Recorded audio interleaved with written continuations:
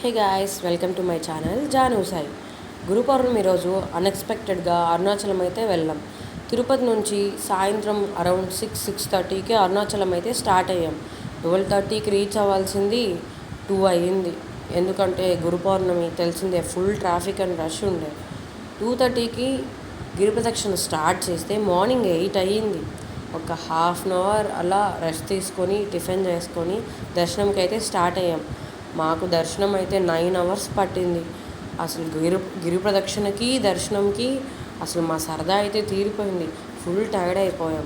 6 hours గిరి ప్రదక్షిణ plus ఇది ఒక 9 అవర్స్ దర్శనం, టోటల్గా 15 అవర్స్ అయితే స్టాండింగ్లోనే ఉన్నాం. ఫైనలీ మా దర్శనం అయితే అయ్యింది. అరౌండ్ 7:30కి మేము మళ్ళీ అరుణాచలం నుంచి స్టార్ట్ అయ్యాం. మేమైతే తిరుపతి అరౌండ్ 11:30, 12 అయింది నైట్ రీచ్ అయ్యేసరికి. ఒక సేయింగ్ ఉంది, అరుణాచలం వెళ్ళాలంటే మనం అనుకుంటే సరిపోదు, ఆ అరుణాచల ఈశ్వరుడు కూడా అనుకోవాలి అని. ఫైనల్గా అదైతే మా కేసులో నిజమే అయింది.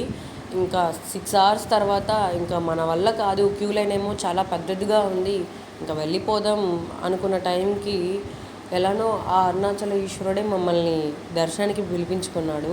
ఇట్స్ ఓకే, 9 అవర్స్ పట్టినా మేము ఆ ఈశ్వరుని అయితే దర్శించుకున్నాము. ఈ అరుణాచలం మీద డీటెయిల్ వీడియో కావాలంటే ప్లీజ్ డూ కామెంట్.